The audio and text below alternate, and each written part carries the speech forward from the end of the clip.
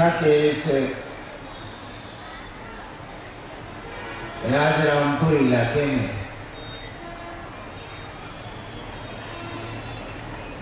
इस फुटबॉल मैदान में शिव गुरु महोत्सव का आपने आयोजन किया और मुझको इस महोत्सव में आने का सौभाग्य मिला।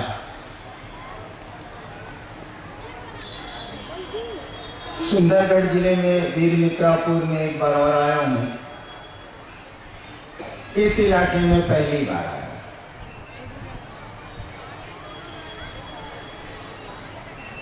इस कार्यक्रम में, इस आयोजन में, इस मंच से जो कुछ भी कहा जाता है वह प्रवचन नहीं है, वह उपदेश नहीं है। इस मंच पर कोई गुरु नहीं है। हम सभी शिव को अपना गुरु मानते हैं, सभी शिष्य हैं। इसीलिए यहाँ शिव के गुरु होने की चर्चा होती है। हम लोगों के किसी कार्यक्रम में भी शिव के गुरु होने की बात होती है, चर्चा होती है। यही सुनाया और समझाया जाता है। उपदेश नहीं दिए जाते, प्रवचन नहीं किया जाता। हम लोग सभी शिष्य हैं, मिल बैठ के शिव के गुरु स्वरूप की बातचीत करते हैं, चर्चा करते हैं। जिस महादेव की पूजा, जिस शिव की पूजा हमारे आपके खानदान में सदियों से, कई हजार वर्षों से होती चली आई है, जिस महादेव को हम लोग बड़े पुराने समय से पूजते चले आए हैं, उस महादेव के बारे में हमको आपको भी पता है। हम आप जानते हैं पहले से कि वो गुरु हैं। महादेव के बारे में हम लोग बहुत कुछ जानते हैं। वहाँ महामृत्युंजय है, महाकाल है, अर्धनारीश्वर है, अघोरेश्वर है, जगत गुरु है, बहुत कुछ जानते हैं। सुन रखा है, जानते तो नहीं है, सुन रखा है। यह भी हम लोगों ने सुन रखा है कि वो गुरु हैं। गुरु ही नहीं उनको कहा जाता है। हमारी किताबें, हमारे साधु, हमारे शास्त्र, यहां तक कि हम लोगों के बुजुर्ग, हम लोगों के बाप दादा नाना चाचा काका, इन लोगों को भी मालूम है कि शिव गुरु है। जब बिहार में हमने कहना शुरू किया था आज से 20 साल 19 साल पहले कि शिव गुरु हैं, तो लोगों ने हमको बताया कि हमको पहले से मालूम है कि शिव गुरु है। बल्कि वो लोग कहते थे कि शिव गुरु तो हल्ले हैं, तो मानने काहे के लिए। यानी यह बात लोगों को पता है पहले से कि शिव गुरु। हम लोगों ने कहा कि शिव तो गुरु है, बिल्कुल सही बात। गुरुओं के गुरु हैं, जगत गुरु हैं, सही बात। लेकिन हम आपको शिष्य नहीं है उनके, गुरु है वो। स्कूल तो है, कोई पढ़ता ही नहीं है तो स्कूल का मास्टर क्या करेगा। डॉक्टर है, कोई रोगी उसके पास जाता ही नहीं है तो डॉक्टर क्या करेगा। ठीक उसी तरह से शिव तो गुरु है, जगत गुरु है, आदि गुरु है। आदि गुरु माने सबसे पहला गुरु, प्रारंभ का गुरु, शुरू का गुरु। तो गुरु तो है वो, लेकिन कोई उनका शिष्य तो नहीं है।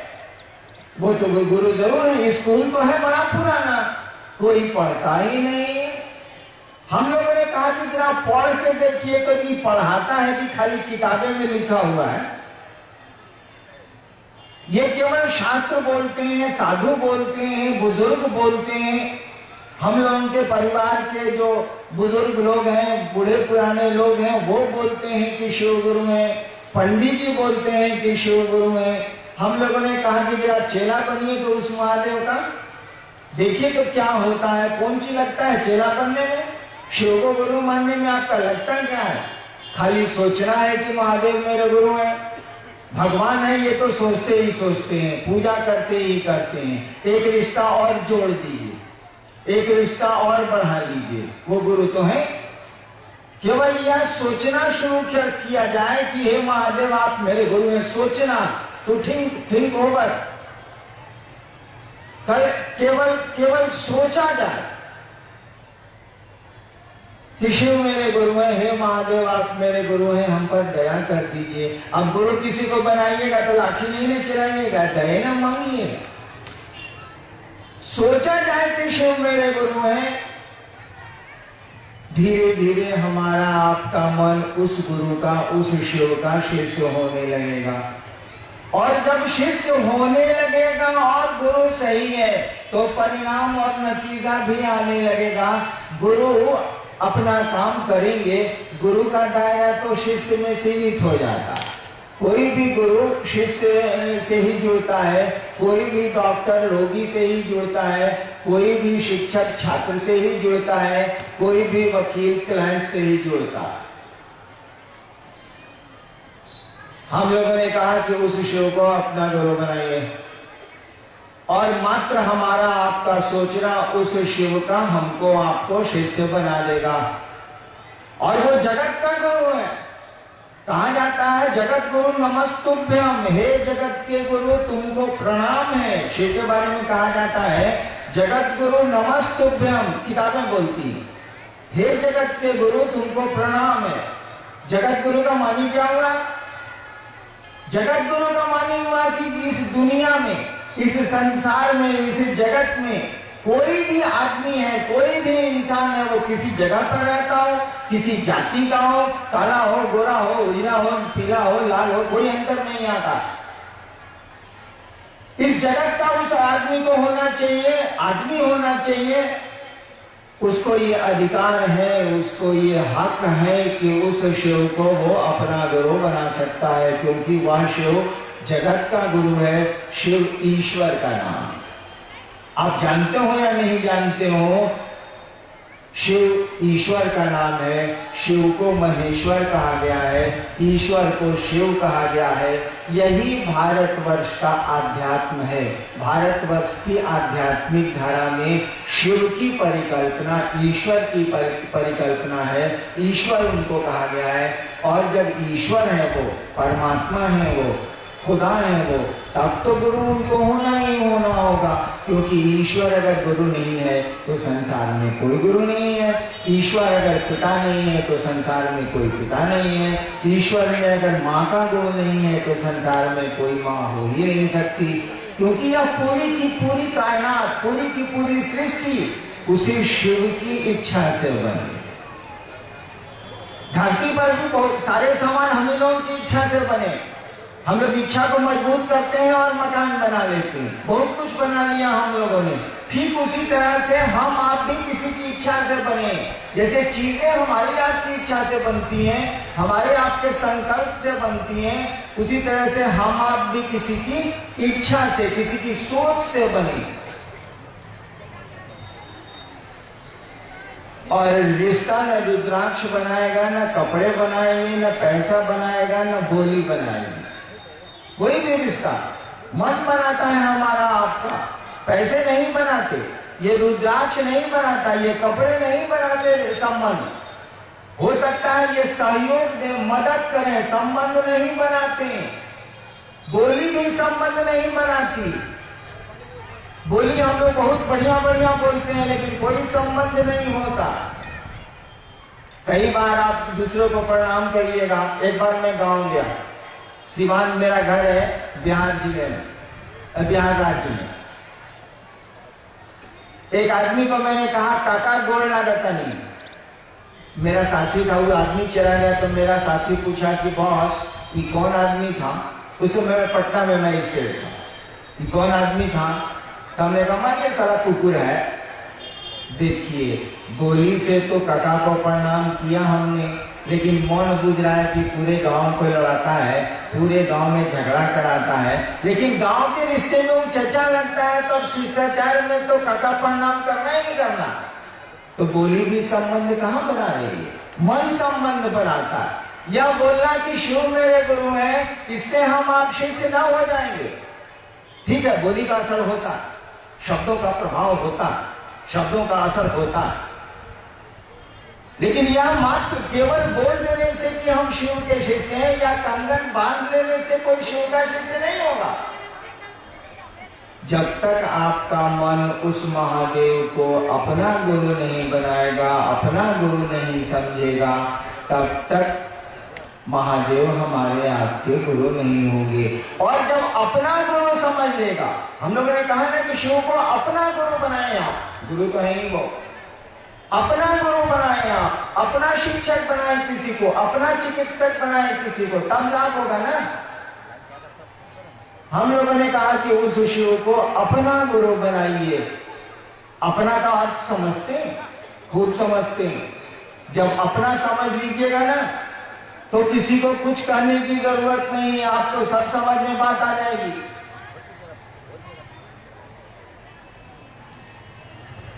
आप अपने चप्पल को पहचानते हैं कि नहीं पहचानते हैं? चप्पल का बोलता है कुछ? कितना लोग यहाँ बैठा हुआ है जो होशियार होगा चप्पले पर बैठा होगा। हम लोग लड़का थे, अपन भाषण वाषण सुनने जाते थे गांधी मैदान पटना वटना में, तो अपना चप्पल के नीचे रख के बैठ जाते थे कि सारे अब चोरावत तू कहां से चुराई।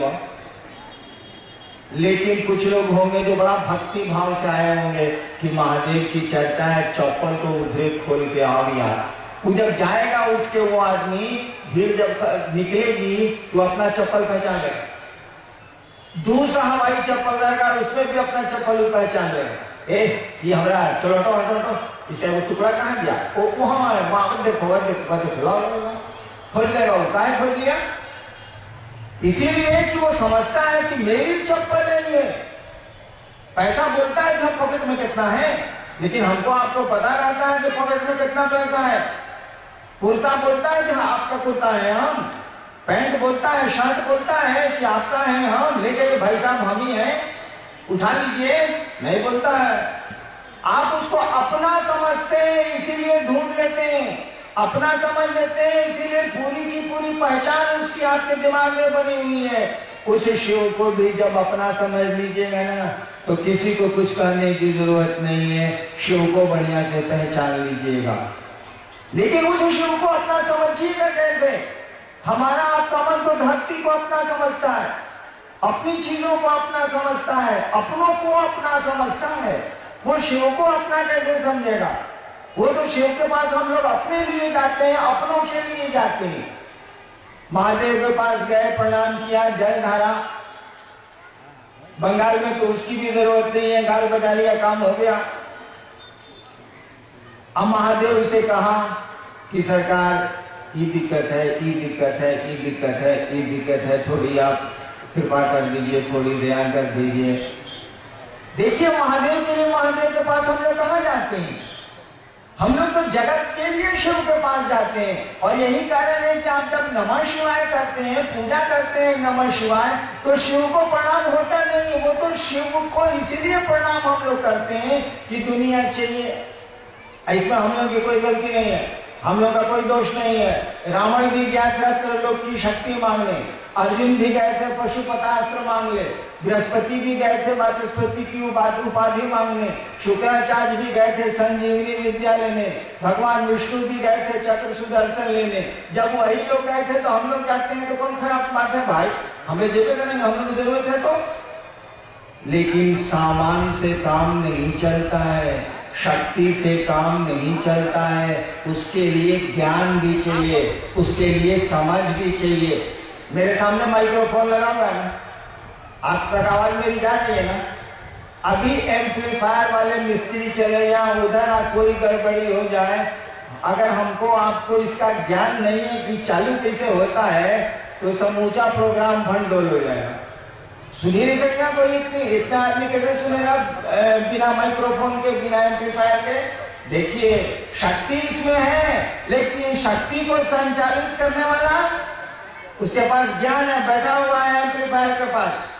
शक्ति इसमें है, लेकिन शक्ति ये संचालित कैसे होगी, चलेगी कैसे, ये काम कैसे करेगी, इसकी समझ रखने वाला जो है ना, वो एम्पलीफायर के पास बैठा हुआ है, उसको ज्ञान है। हमारे पास ज्ञान नहीं है, हम इसका उपयोग नहीं कर सकेंगे। ठीक उसी तरह से सामान से काम नहीं चलेगा, संपत्ति से काम नहीं चलेगा, शक्ति से काम नहीं चलेगा। इन चीजों को चलाने की समझ भी चाहिए। समझ में ज्ञान, गुरु ज्ञान देते हैं, सुना है ना, गुरु से ज्ञान मिलता है। ज्ञान असमझ एक ही चीज है। हम लोगों ने कहा कहा कि आप महादेव से मांगने तो जाते ही जाते हैं, जाएंगे ही आप, हमारे आपके साथ लाचारी है, हम लोग क्या करेंगे? सुना है कि आशुतोष है, तुरंत दे देते हैं, तभी तो भीड़ है।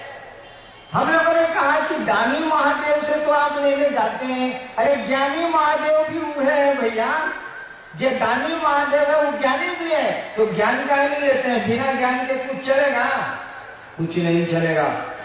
हाँ, याद करिए तो देखिए वो पीछे बैलून बिक रहा, अगर मैं 5 साल का होता, अब बाबूजी कहते कि चलो चलो मंच पर चलो, चर्चा होता महादेव के, हम कहती कि बाबूजी पहले हमरा कहूँ बैलूनवा किन दी तो अब चल।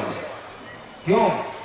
बच्चा तो समझेगा, बच्चों को क्या मतलब कि कोई चर्चा हो रही कि क्या हो रहा? लाल बैलून चाहिए, क्या लाल रुई वाली मिठाई बिक रही थी, मैं बचपन में बहुत खाता, रुई वाली मिठाई अभी देखा थोड़ी देर पहले बिक रही थी बांस में, तो बच्चा तो उसी के पास जाएगा, उसको उतनी ही समझ है। एक बार मैं दार्जिलिंग गया, बाबूजी पूर्णिया में अफसर थे मेरे, मैं बहुत छोटा था।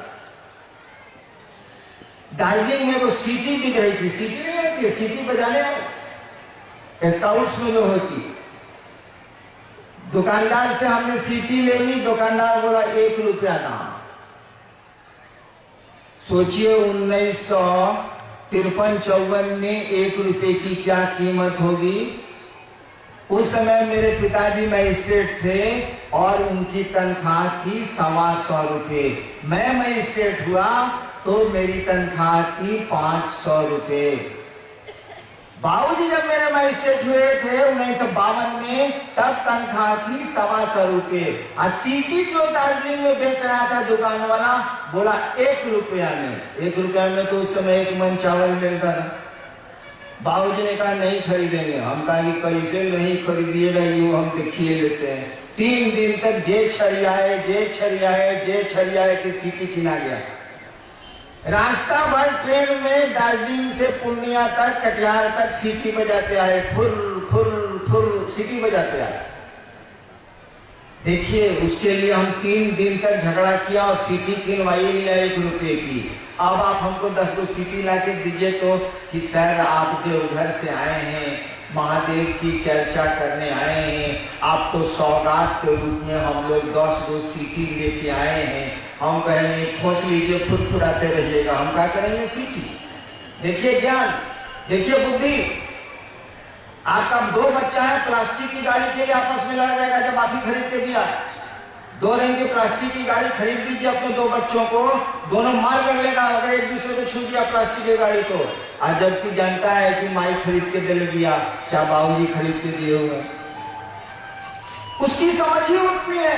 धीरे धीरे जब उसको शैक्षणिक ज्ञान मिलता है, धीरे धीरे जब उसको समझ हो गए, समाज से मिलती है, शिक्षकों से मिलती है, तब वो समझता है कि सीटी से जिंदगी नहीं चलती, बैलून से जिंदगी नहीं चलती, प्लास्टिक के खिलौनों से जिंदगी के दिन नहीं गुजरते हैं। ठीक उसी तरह से जब गुरु ज्ञान देंगे आपको, तब आपको समझ में आएगा कि आप महादेव से क्या मांगने जा रहे हैं, क्या चीज ले रहे हैं आप। बिना समझ के तो आप मांग भी नहीं सकते हैं। सोचिए तो जरा, जो टीवी नहीं देखा हो टीवी मांगेगा कैसे? जो टीवी देखा ही नहीं टीवी मांगेगा कैसे? जो लड़का टीवी देखबे नहीं किया, वो अपने होने वाले ससुर से कहेगा कि हमको भैया हमें टीवी दीजिए, साला देखबे नहीं किया, तो मांगेगा कहां से? ज्ञान ही नहीं है, उसको समझ ही नहीं है। गुरु ज्ञान देते हैं। हम लोगों ने कहा कि जो आपका बाबा है, कहा जाता है कि चंदा मामा सबके मामा, शिव घर घर के बाबा। बिहार में तो और झारखंड में तो ये कहावत है कि चंदा मामा सबके मामा, शिव घर घर के बाबा। हम लोगों ने कहा कि जरा अपने बाबा से पढ़ के देखिए तो पढ़ाता है कि नहीं पढ़ाता है। हमने तो जब गुरु माना था शिव को 1974 में, तो हमको तो मालूम ही नहीं था कि ये गुरु है। हम तो भगवान समझ के उनको गुरु माना। हमारे दिमाग में आया कि गुरु भगवान होता है, कि भगवान गुरु का नहीं है। और भगवान हमने शिव के बारे में सुना था, अपने घर सुना था, समझा नहीं था, सुना था कि शिव को कहते हैं। मैंने शिव को गुरु मान लिया। हमको तो मालूम भी नहीं थी बात। आज तो कोई आपको बताने वाला है कि शिव गुरु है, किताबों में लिखा है, शास्त्रों में लिखा है। आप उसको अपना गुरु बना के देखिए, सोचिए कि शिव आपके गुरु है, कुछ करने उठने की जरूरत नहीं है। सोचिए आप केवल। हम लोगों ने कहा कि इस सोच को अगर भुलाइए नहीं, भुला जाइएगा तब तो मामला गड़बड़ हो जाएगा। रिश्ता भुला जाइएगा तब तो रिश्ता नहीं चले। यादें अगर सो जाएंगी ना तो रिश्ते भी सो जाते हैं। स्मरण अगर खत्म हो जाएगा ना तो संबंध भी खत्म हो जाएगा। इसीलिए कबीर कहते हैं सुरती के डोरिया गगन में चला के। सुरती मने स्मृति, सुरती मने याद। यह याद के शिव मेरे गुरु हैं, अगर आपके मन में कायम रह गई, ठहर गई, शिव आपके गुरु हो जाए और नतीजा आपको मिलने लगेगा। अभी मेरी तरह छिछियाए चलिएगा, लोगों को कहते चलिएगा ये महादेव के गुरु माने ना, महादेव का क्या कल्याण होगा, हमारा तुम्हारा कल्याण हो जाएगा। यार अकल तो आ जाएगी, समझ तो आ जाएगी, शिव गुरु है तो दया करेंगे ना। तुम शिष्य बनो। कुछ जिज्ञासा भी आई है तो हम लोग करते हैं उसको। आइए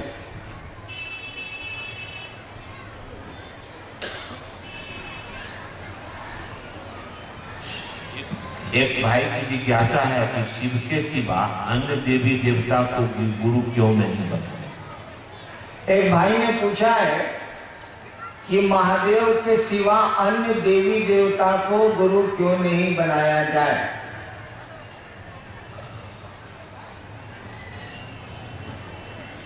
आप अन्य देवी देवता का जो कृत्य है, जो चरित्र आया है किताबों में या कहानियों में, उसको पढ़ के देखिए। वो लोग गुरु का काम करेगा तब ना उसके यहाँ आप पढ़ने जाइएगा, नहीं करेगा तो कैसे पढ़ने जाइएगा। अस्पताल में बच्चों को पढ़ने के लिए भेजिएगा। मैं सरकार में 32 साल प्रशासन में था, हमारे पास भेजिएगा पढ़ने के लिए।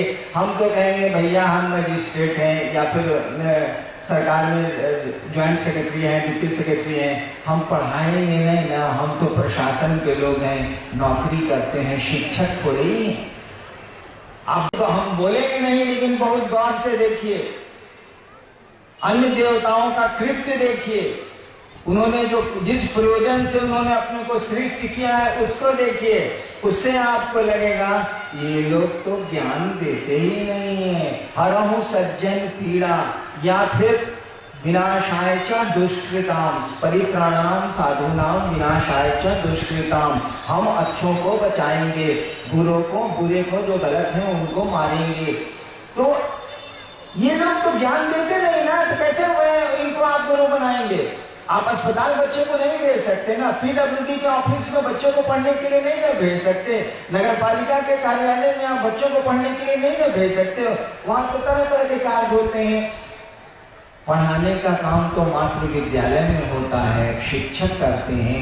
इसीलिए पूरे शास्त्र भारतवर्ष के, पूरी किताबें भारतवर्ष की कहती हैं कि शिव गुरु हैं, जगत गुरु हैं, आदि गुरु हैं और वो गुरु का काम करते हैं।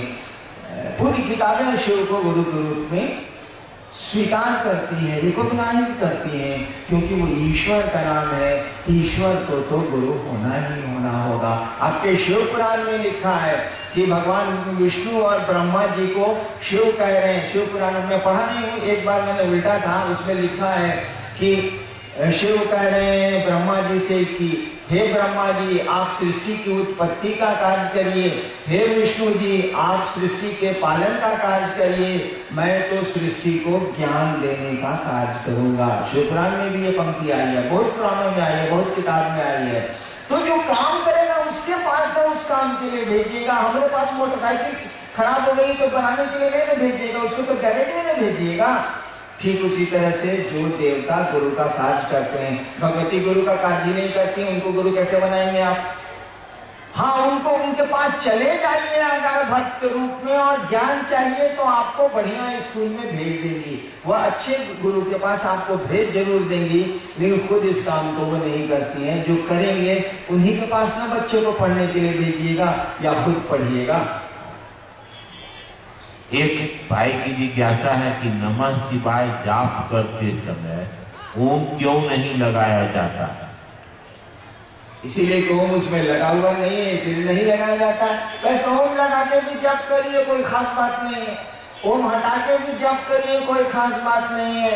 जब तक गुरु की दया नहीं होगी, गुरु से आपका जुड़ाव नहीं होगा, तब तक परिणाम बहुत अच्छे नहीं आएंगे, क्योंकि मंत्रों का, शब्दों का जो चैतन्य होता है ना, उसमें जो ऊर्जा होती है ना, वह गुरु प्रदत्त है, गुरु से आती है। बिना गुरु के ओम नमः शिवाय भी आप कर सकते हैं, नमः शिवाय भी आप कर सकते हैं, लेकिन जो भारत के विद्वान हैं, जो भारत की अच्छी किताबें हैं, या मैं व्याख्या भी कर सकता हूँ, नमः शिवाय मंत्र है, ओम बहुत बाद में सम्मान के लिए लगा हुआ है। वैसे जपने के लिए आप स्वतंत्र हैं, जो जपिए, बिना गुरु से जुड़े मंत्रों का बहुत प्रभाव नहीं होता। एक भाई की जिज्ञासा है कि शिव शरीर में नहीं है तो ज्ञान कैसे मिलेगा? एक भाई ने पूछा है कि शिव शरीर में नहीं है तो ज्ञान कैसे मिलेगा? जब हम महादेव को 74 में गुरु माना था ना, आरा के गांगी, आरा एक जगह है बिहार में, वहां एक श्मशान है शहर के बगल में गांगी। मैं 74 में वहां साधना किया करता था, वहीं मैंने शिव को गुरु माना था। तो मेरे मन में भी ये सवाल था कि शरीर में नहीं हमको बताएंगे कैसे भाई? लेकिन हमारे साथ कोई लाचारी थी, 14 साल मसान में रह गए थे, पढ़ाई लिखाई सब गड़बड़ा गई थी मेरी। लाचारी में मैंने शिव को गुरु मान लिया कि अब कितना बहु आएंगे, छोड़ो, अब गुरु भगवान होता है तो भगवान को ही गुरु मान लेते हैं। शिव को मैंने भगवान समझ के गुरु मान लिया। लेकिन मेरे दिमाग में भी ये बात थी कि शरीर में नहीं है तो बोलेंगे कैसे, समझाएंगे कैसे? ये बाद में समझ में आई बात कि समझाने के लिए बोलने की कोई जरूरत नहीं है। हम लोग इतने सियाने हो गए हैं, बच्चे थे ना, कोई तो हम लोग का सामने नहीं रहा जो हाथ पांव बढ़ा करके खींच के बड़ा करे, स्वतः बड़े हो गए। हम लोग एक सप्ताह में नाखून काटते हैं, नाखून बढ़ाता कौन है? कोई घिसता होता है इसको, कहा जो बढ़ जाता है। बाल बनवाते हैं कि बाल सारा बढ़ कैसे जाता है जो आप बनवाते हैं। अदृश्य चीजें आप पर प्रभाव डाल रही हैं। कहाँ से आए हैं आप, कहाँ को जाएंगे आप, किसी कोई प्रत्यक्ष माध्यम आपको नहीं दिखता है। हम लोग कैसे आ गए, कहाँ से आ गए, किस लिए आ गए, कब तक रहेंगे? कोई यहाँ पर फिजिकल बॉडी नहीं है जो इस काम को दिखता हो करता हुआ। सब कुछ अदृश्य माध्यमों से चल रहा है, सब कुछ अनसीन है, अनजाना है। गुरु इसकी समझ देते हैं, शरीर का कोई अर्थ नहीं होता है। शंकराचार्य एक जगह लिख रहे हैं, आदि शंकराचार्य जो सबसे पहले शंकराचार्य हैं, शिव गुरु की स्तुति लिख रहे हैं।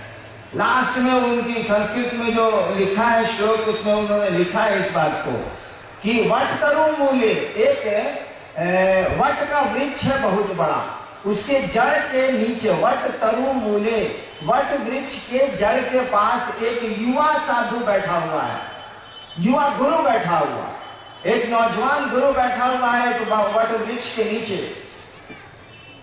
और उसके जितने शिष्य हैं सभी वृद्ध हैं, सभी बूढ़े हैं, वो गुरु नौजवान है। शंकराचार्य लिख रहे हैं, शिव गुरु के बारे में स्तुति कर रहे हैं, तो नाम नहीं ले रहे हैं शिव गुरु का। पहले कह रहे हैं कि एक वट का पेड़ है, वट वृक्ष है, वट का पेड़ है, उसके जड़ के पास एक युवा नौजवान गुरु बैठा हुआ, उसके चारों ओर जो शिष्य बैठे हुए हैं सभी बूढ़े हैं, वृद्ध हैं। सबसे आश्चर्य की बात, शंकराचार्य लिख रहे हैं, सबसे आश्चर्य की बात है कि ये गुरु कुछ बोल ही नहीं रहा। शंकराचार्य लिख रहे हैं कि वट वृक्ष के नीचे ये जो युवा पुरुष है, गुरु बैठा हुआ है, उसके जितने शिष्य हैं सभी वृद्ध हैं, और सबसे आश्चर्य की बात है कि ये गुरु कुछ बोल ही नहीं रहा। तब भी क्या हो रहा है? शिष्यों के संशय, शिष्यों का जो शंकाएं हैं, संशय है, वो मिट रही हैं, खत्म हो रही हैं। और उन्हीं की इस लाइन को भारतवर्ष ने पकड़ लिया। लिखा शंकराचार्य ने, गुरुस्तु मौनम व्याख्यानम छिन्नते शिष्य संशया। शंकराचार्य ने लिखा, गुरुस्तु मौनम व्याख्यानम, गुरु कुछ बोलते नहीं है, गुरुस्तु मौनम व्याख्यानम, ऐसी बोली जिसमें आवाज नहीं है। गुरुस्तु मौनम व्याख्यानम छिन्नते शिष्य संशया, शिष्यों के संशय, शिष्यों की शंकाएं पल प्रतिपल खत्म हो रही हैं। तब शंकराचार्य शंकराचार्य कहते हैं ऐसे शिव गुरु को प्रणाम है, ऐसे दक्षिणामूर्ति शिव को प्रणाम है। मैंने बता रहे हैं कि वट वृक्ष के नीचे एक युवा गुरु है, उसके सारे शिष्य बूढ़े हैं, और सबसे आश्चर्य की बात है कि गुरु कुछ बोलता ही नहीं है, तब भी शिष्यों के संशय पल प्रतिपल छिन्न हो रहे हैं, खत्म हो रहे हैं। और यही लाइन भारतवर्ष की गुरु परंपरा में चली, गुरुस्तु मौनम व्याख्यानम छिन्नते शेष संशया। गुरु को बोलने की कोई जरूरत नहीं है, उनका तो मौन व्याख्यान, ऐसा व्याख्यान जिसमें आवाज नहीं होती है, शिष्य के संशय को दूर करता है। मेरे मन में भी ये शंका थी, लेकिन 8 वर्षों तक इसी शंका के चलते मैंने किसी को नहीं कहा कि मैंने शिव को गुरु माना है, आप भी मानिए, चुप रह गया मैं। 8 वर्षों के बाद मुझको लगा करे तो गुरु है, सब कुछ समझा देता है ये। मुझको नमः शिवाय भी भाई बारिक से मिला, चमत्कार सीखने गया था वो भी मैंने सीख लिया, कोई बताने वाला नहीं, तब भी चमत्कार होने लगे। इसीलिए ऐसा नहीं है कि जो दिखता है वही आपको ज्ञान दे सकता है, जो नहीं दिखता, गुरु तो एक भाव है, पिता एक भाव है, जो दिखता है वही ज्ञान दे सकता है, जो नहीं दिखता है उसने भी दिखने वाले को किसी न किसी दिन ज्ञान दिया है। आदमी जब गुरु हो गया है, पहली बार सोचिए तो कोई आदमी गुरु हुआ होगा तो कहाँ से सीखा होगा, ईश्वर ने ही उसको सिखाया होगा। और इसीलिए वेदों के बारे में कहा जाता है ये ईश्वर की वाणी है, वेदों के बारे में कहा जाता है ना, ये ईश्वर की वाणी है। पहला आदमी जो धरती पर आया होगा और उसको जो ज्ञान आया होगा, कहाँ से ससुरा पढ़ा होगा, कहाँ से किताबें मिली होंगी उसको, वो पहला आदमी था, उसको सिखाया कौन होगा?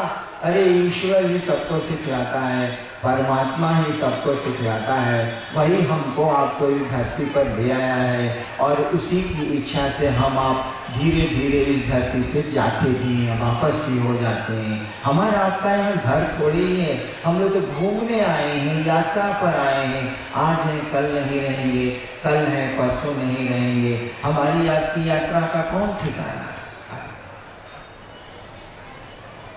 एक भाई की जिज्ञासा है कि शिव शिष्यों पर खान पान आदि की परिगणाएं क्यों नहीं लगाई जाती है, जबकि अन्य पंथों में ऐसा होता है। एक भाई ने पूछा है कि शिव शिष्यों पर खान पान की वर्जना क्यों नहीं लगाई जाती है, माने हुआ कि मत खाइए, मत खाइए, खाइए, मत करिए। देखिए भाई, गुरु शिष्य की परंपरा में कानून गुरु का चलेगा, चेला वाला का नहीं चलता। किसी को गुरु बनाइएगा तो नियम कानून उसका चलेगा कि हमारा आपका चले, नहीं चले। हम लोगों ने शिव को गुरु बनाया तो कानून उनका चलेगा, हमारा आपका थोड़े चले। उस जगत के गुरु हैं, जगत में भिन्न भिन्न प्रवृत्ति और प्रकृति के लोग हैं कि नहीं है? एक आदमी के अंगूठे का निशान संसार में आज तक दूसरा नहीं मिला, किसी के अंगूठे का निशान संसार में एक नहीं है। तो भिन्न भिन्न प्रवृत्तियां हैं, कोई कुछ चाहता है, कोई कुछ खाता है, कोई कुछ करता है, कोई कुछ सोचता है। भिन्न भिन्न प्रवृत्तियां हैं और भिन्न भिन्न प्रकृतियां भी हैं, स्वभाव भी भिन्न भिन्न है, चाहते भी भिन्न भिन्न लोग हैं, सोचते भी भिन्न भिन्न तरह के लोग हैं, और स्वभाव भी भिन्न भिन्न है। अंगूठे का निशान एक नहीं हुआ तो बाकी चीजें अब क्या एक होंगी? वो जगत का गुरु है और ये संसार उसी शिव का है। भले हमारा आपका महादेव नहीं हो, शिव के तो हम सभी हैं, हमारा आपका महादेव हो या नहीं हो। हमारी तो बीवी है, हमारे बच्चे हैं, हमारा परिवार है, हमारा पैसा है, हमारा घर है। महादेव को तो इसी के लिए खोजने जाते हैं। महादेव के तो सभी हैं, उस शिव के तो सभी हैं, उस खुदा की खुदाई तो पूरी की पूरी है, वही है सब कुछ, तो उसके तो सभी हैं। वही जगत का गुरु है, वही गुरु भी है, वही जगत का पिता भी है, वही जगत की माँ भी है, सब कुछ वही है। तो जब वो जगत का गुरु है तो कैसे आप नियम बनाएंगे कि ये नहीं करो, इस काम को करो? आप तो बना नहीं सकते हैं, बनाएगा तो वो है असमुद्र। और मैं आपको बताता हूं, सहरसा में एक बार बाढ़ आई, बिहार का एक जिला है सहरसा, बाढ़ आ गई। मैं उस समय मधेपुरा में मैं स्टेट था, तो सरकार की सामग्री और सरकार की राहत पहुंचने में थोड़ा वक्त तो लगता ही है, इंतजाम करना पड़ेगा तब जाके होता है। इस बीच में लोग क्या करते हैं आपको पता है? रेलवे लाइन पर लोग चले जाते हैं परिवार को लेके, ऊंची जगहों पे चले जाते हैं परिवार को लेके, चारों ओर पानी है और कुछ नहीं है। वहीं की मछलियों को वो तलते हैं, अपने बच्चों को पालते हैं, अपने को जिंदा रखते हैं। क्या करेंगे, खाएंगे क्या? वो वहां तो केवल पानी ही पानी है। क्या उन मछलियों को जो बाढ़ में डूबे हुए लोग हैं ऊंचाइयों पर, उन मछलियों को खाने के चलते उनका शिव गुरु नहीं होगा भाई? कहा है महादेव उनका नहीं है, वो तो सबका है ना, सभी उसके हैं ना। तो मछली खाने से महादेव उनका गुरु नहीं होगा। ठीक है, आप खाएं या नहीं खाएं आप जाने, आप उसको महादेव से कुछ लेना देना नहीं है। लेकिन बता, मेरी बेटी है सिंगापुर में, मेरे दादा एक ही बेटी है, यह हिंदुस्तान अखबार में थी बिहार में, अभी सिंगापुर में है वो, और उसके हस्बैंड भी डॉक्टर हैं वहीं सिंगापुर में। एक बार मेरे दामाद ने फोन किया मैं मुझको डेरे पर पटना में, उस समय मैं वहां ज्वाइंट सेक्रेटरी था गवर्नमेंट में, सरकार में, कि यहाँ तो खाने के लिए कुछ मिलता ही नहीं है। हमने कहा कि सिंगापुर में खाने के लिए आपको कुछ नहीं मिलता है? कहा खाली मांस मछली मिलता है, समुद्र का जानवर है, यूं है वो है। तो यहाँ तो हम बंद खाते, पाव रोटी खाते रह रहे हैं। वो है शाकाहारी, मेरे दामाद पूरी तरह है शाकाहारी। समस्या में उनके भोजन की, तब हमने बेटी को हिंदुस्तान अखबार से रिजाइन कराया और तब उसको सिंगापुर भेजा कि जाओ कुछ बनाओ ना, तो डॉक्टरवा को खिलाओगी ना। वो तो कहता है कि यहाँ कुछ सब्जी तब्जी कुछ मिलते नहीं करती है, बड़ी महंगी। यहाँ एक दो दुकानें हैं पूरे सिंगापुर में जहाँ सब्जियां मिलती हैं, भारी मुश्किल है। कहा है सिंगापुर के लोगों को शिव को गुरु मानने का अधिकार नहीं है क्या? क्या समुद्र के किनारे रहने वाले मछुआरों को शिव को गुरु मानने का अधिकार नहीं है क्या? अरे बाघ भी उसी का है, गाय भी उसी की है, बैल भी उसी का है, बकरी भी उसी की है। तो जब शिव को गुरु बनाएंगे आप, तो इन नियमों को तो लागू कर ही नहीं सकते आप। और इसीलिए हम लोग कुछ नहीं बोलते हैं। हम लोग नहीं बोलते हैं कि मांस मछली खाएं आप, हम लोग नहीं बोलते हैं कि मांस मछली छोड़ें आप, हम लोग कुछ बोलते नहीं, कहते हैं कि जो मेडिकल साइंस कहता है सो करिए, आपको जो ठीक लगता है आपके शरीर के लिए जो ठीक है सो करिए, लेकिन 3 काम जरूर करिए। शिव को गुरु बनाइए और गुरु बना के उनको रखिए अपना गुरु, उनको प्रणाम करना सीखिए, उनसे दया मांगने की कोशिश करिए और शिव गुरु हैं इसकी चर्चा करिए। ये 3 तो काम करिए, बाकी आप बुझिए कि साग खाते हैं कि क्या करते हैं वो आप हैं। एक बहन की जिज्ञासा साहब से, बहन संध्या रानी तंग की। सब लोग बोलते हैं कि आप 8 साल से 14 साल तक तपस्या किए, तो आप कब पढ़े और कलेक्टर के पद पर आए? कृपा कर। कौन सवाल भाई लोग? एक गुरु बहन ने पूछा है कि सुनते हैं कि आप 14 साल तक तपस्या किए। तपस्या नहीं किया, हम छिछियाए।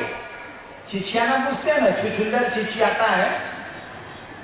हम तपस्या नहीं किए, दिन भर जो का साधना मिलता था हमको गुरु लोगों से चाहे जो भी लोगों से वो करते थे। रात भर मसान में जाकर के अंत संत करते थे। होता क्या है ना कि जैसे हम अभी राजरामपुर में कुछ दिन रह जाए तो लोगों से दोस्ती हो जाएगी, नहीं हो जाए? कुछ दिन हम रह जाएंगे तो लोगों से दोस्ती हो जाएगी, पहचान हो जाएगी, आना जाना शुरू हो जाएगा। तो 14 साल जो रात में मसान जाते थे वहां के लोगों से दोस्ती हो गई।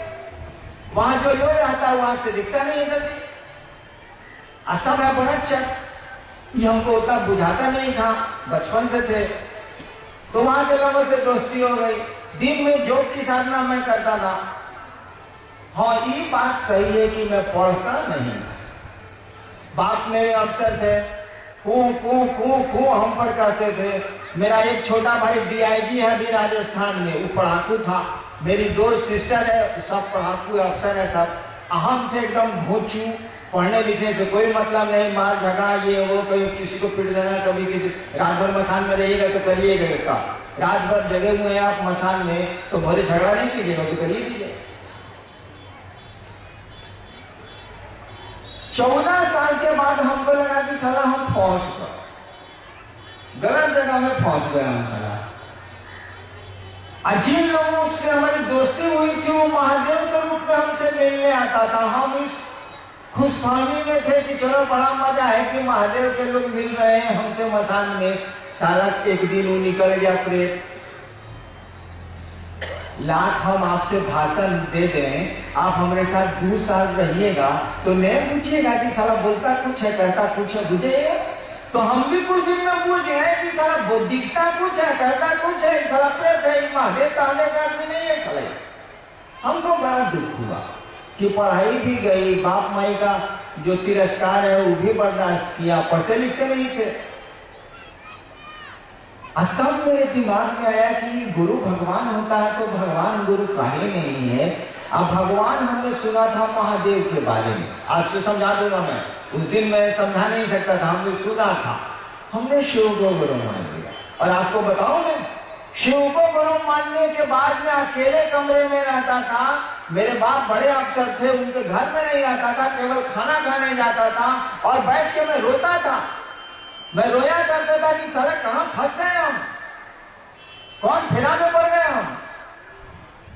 सारा बाप मैं वैसे था। आज तक हमारा संबंध ठीक नहीं हुआ। मेरे पिता से चले भी गए दुनिया से, वो मां भी चली गई। बाप वैसे वैसे है, सगे संबंधी से। अभी मेरा संबंधी सब हमको पूछता है कि सारा अब कहाँ बोलेगा, इतना करोड़ आदमी मेरे साथ है, बोलता तो कुछ नहीं है लेकिन मोने मन पूछता है कि टोटल सारा फकाइत है हरिंद्रानंद, जितना मेरा संबंधी है सब। बचपन में देखा है किसी को तड़िया दिया, किसी को कुछ कर दिया, किसी को कुछ कर दिया, रात भर मसान में बैठूंगा। मैं रोता था बैठ के शिव को गुरु मानने के बाद कि कहां मैं फंस गया। और इसीलिए किसी से नहीं बोलता था मैं कि मैंने शिव को गुरु माना, मैं चुप रहता था। लेकिन क्या कहिएगा, आपको विश्वास हो या नहीं हो, वो तो गुरु है। और मेरा रोना काकर हो गया उस शिव को गुरु मान के। नमः शिवाय मंत्र मिला और उसी साल बिहार कमीशन में बैठा। उसके पहले मैं आईपीएस में आया। तो मैं अभी तो थोड़ा हेल्थ मेरा ठीक है। पहले लोग कहता रहता है कि तेज हवा चलेगी ना तो हरिंदर जी को पकड़ो उधिया आ जाएंगे, वही दुबले पतले थे। आईपीएस में मैं आया तो हेल्थ ग्राउंड पर मैं मुझको मेडिकल से रिजेक्ट किया गया। दूसरे साल में डिप्टी कलेक्टर हो गया। अब कैसे हो गया ये भैया, कोई बहुत खूबसूरत है उसमें उसका काम मेरी कैसे बता दीजिए। कोई बहुत देखने में अच्छा नहीं है उसमें उसका क्या दोष है बता दीजिए। कोई ठिंगना है उसमें उसका क्या कसूर है बता दीजिए। कोई बहुत लंबा चौड़ा खूब हेल्दी हो गया है उसमें उसका क्या मेरिट है सो बता दीजिए। अरे देने वाले ने दिया है, जो दिया सो ठीक है, जो मिल गया उसी को मुकद्दर समझ लिया। तो पढ़ने लिखने में तो मैं भोचू था, लेकिन अब क्या करिएगा। उस जमाने में तो चोरी भी नहीं होती थी। आईपीएस में आया, दूसरे साल डिप्टी कलेक्टर हो गया, पूरी नौकरी प्रशासन में रहा मैं। लेकिन इससे होता जाता क्या है, अगर शिव हमारे आपके गुरु नहीं हुए, जिंदगी के कुछ वक्त हम लोगों ने शिव को नहीं दिए, तो फिर इस जीने का क्या अर्थ है। आएंगे दुनिया में, जाएंगे यहाँ से, यहाँ हमारा आपका कुछ थोड़ी ही है, रहेगा नहीं। खाली हाथ पैदा हुए थे ना, याद रखिएगा हमको आपको खाली हाथ ही जाना है, कुछ नहीं जाएगा यहाँ से।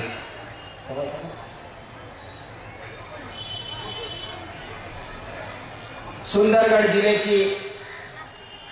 के इस राज रामपुर, बड़ा मेहनत से बोले तो पड़े, राज रामपुर के इस फुटबॉल मैदान में मैं तो पहली बार आया और आपके दर्शन का सौभाग्य मुझको मिला, गुरु चर्चा करने का सौभाग्य मुझको मिला। फिर कभी आप बुलाएंगे तो मैं चेष्टा करूंगा कि जरूर आऊं। आप अभी बैठे, आप बताएं नहीं, फिर मुझको मौका मिलेगा तो मैं जरूर चेष्टा करूंगा कि आपके दर्शन करूं, आपके इलाके में आऊं। मैं महादेव का चेला हूँ, महादेव मेरे गुरु हैं, मैं शिव का शिष्य हूँ। फक्कड़ का चेला फक्कड़ होता है, महादेव को तो ऐसे भी लोग फक्कड़ कहते हैं। देने के लिए मेरे पास कुछ नहीं है, फिर भी आपको दिक्कतें हुई, आपको असुविधाएं हुई, आप हमारे इस महादेव के महोत्सव में आए। मैं अपने महादेव से ये प्रार्थना करता हूँ कि आपका जीवन सुखमय हो, शिवमय हो, आपके जो दुख हैं थोड़े कम हो जाएं, और शिव के शिष्य के रूप में मैं आपको बिना अधिकार ये आशीर्वाद भी देता हूँ कि आपका जीवन सुखमय हो, शिवमय हो, आप शिव के सचमुच में शिष्य बने, और आप सबों के चरणों में, जितने जहां तक मेरी आवाज जा रही है, आपके सबों के चरणों में मेरा प्रणाम है। आप मेरा प्रणाम स्वीकार करिए।